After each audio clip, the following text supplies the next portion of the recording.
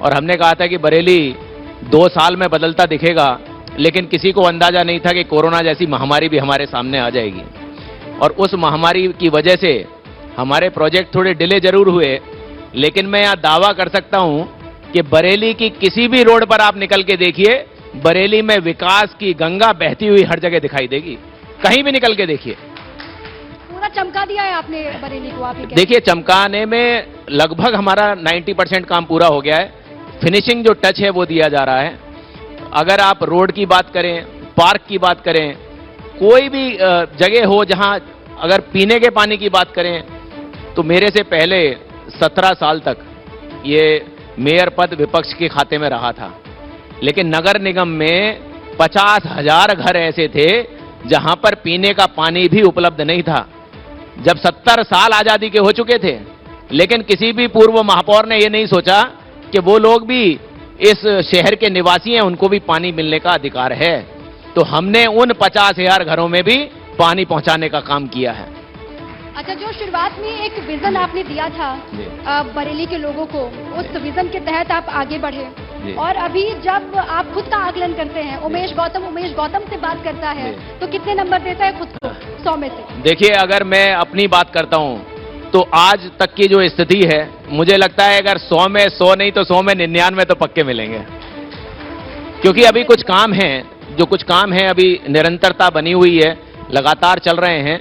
तो मुझे लगता है कि आने वाले समय में जब वो पूरे काम होंगे तो मुझे स्वयं को तो नंबर देना ही है, लेकिन बरेली की जनता, और खास तौर से चाहे वो ऑटो चलाने वाला व्यक्ति हो, रिक्शा चलाने वाला व्यक्ति हो, आप किसी से भी पूछिए, मैं दावा करता हूं वो 100 में से 100 नंबर देने को तैयार बैठा है। पूरा जो आपका विजन था, उस विजन को आपने कंप्लीट कर लिया है? हाँ, मैं उसमें से अगर छोटी सी बात आपसे करूं, क्योंकि मैं भी बरेली का निवासी हूं, बरेली में देखता था कि यहां गलियों में, छोटी गलियां हो या बड़ी रोडें हो, सब जगह अंधेरा रहता था। तो मेरा ये विजन भी था और मेरा ये मन भी था, मैंने अपने चुनाव के जब प्रचार था तब भी कहा था कि मुझे अगर बरेली की जनता ने महापौर बनाया तो एक भी गली में अंधेरी मैं नहीं छोड़ूंगा।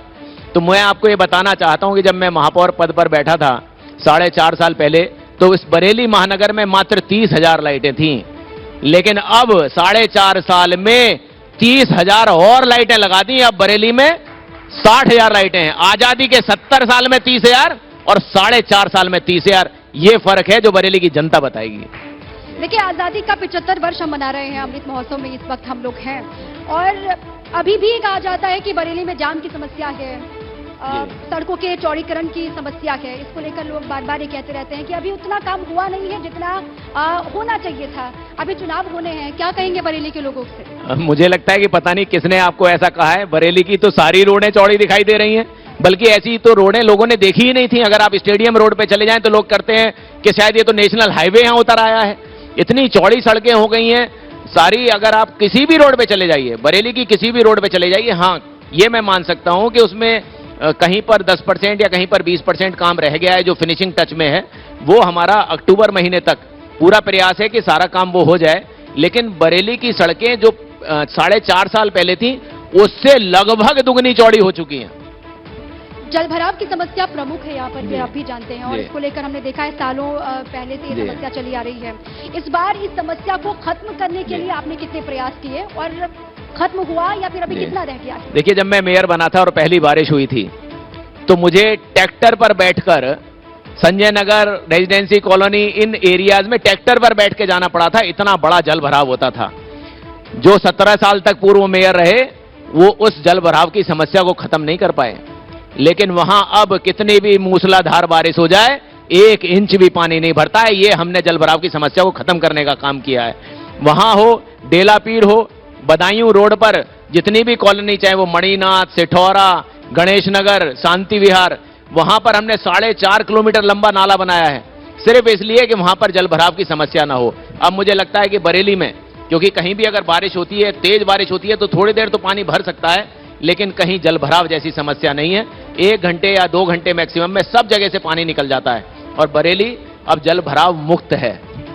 पूरे बरेली की आप बात कर रहे हैं, पुराने शहर की भी आप बात कर रहे हैं? जी, मैं सारे शहर की बात कर रहा हूँ। पुराने शहर को लेकर ये कहा जाता है कि वहां पर बहुत बड़ी आबादी ऐसी है जो उपेक्षित है अभी भी।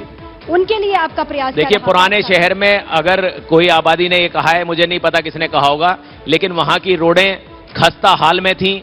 जो लोग विपक्षी पार्टी के ये समझते थे कि ये वोट बैंक हमारा है, उन्होंने वोट बैंक का मजा तो लिया, लेकिन उनके लिए एक काम भी नहीं किया। हमने वहां की रोडें और गलियां बनाई हैं, हमने वहां लाइटें लगवाई हैं।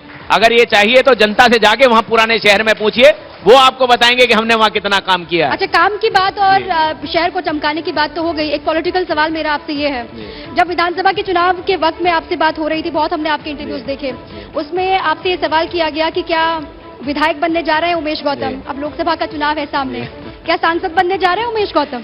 देखिए, अभी तो चुनाव मेरा मेयर पद का ही सामने दिखाई दे रहा है, तो मुझे, लेकिन बरेली की जनता जो चाहेगी और पार्टी का संगठन, ये निर्णय हमारा पार्टी का संगठन करता है कि किसको कौन सा चुनाव लड़ना है।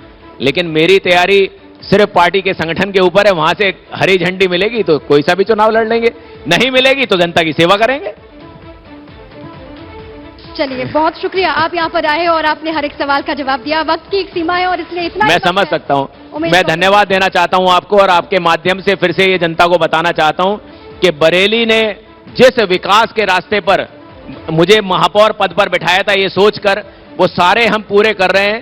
ICCC के माध्यम से 900 से ज्यादा कैमरे पूरे बरेली में निगरानी कर रहे हैं, जहां पर एक भी अपराध अब होने के लिए अपराधी को सोचना पड़ता है कि मैं अपराध करूं या ना करूं, क्योंकि वो कैमरे की जद में कहीं ना कहीं आ जाता है।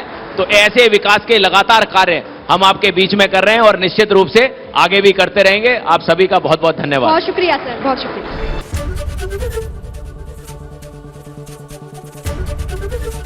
ABP गंगा, खबर आपकी, जुबान आपकी।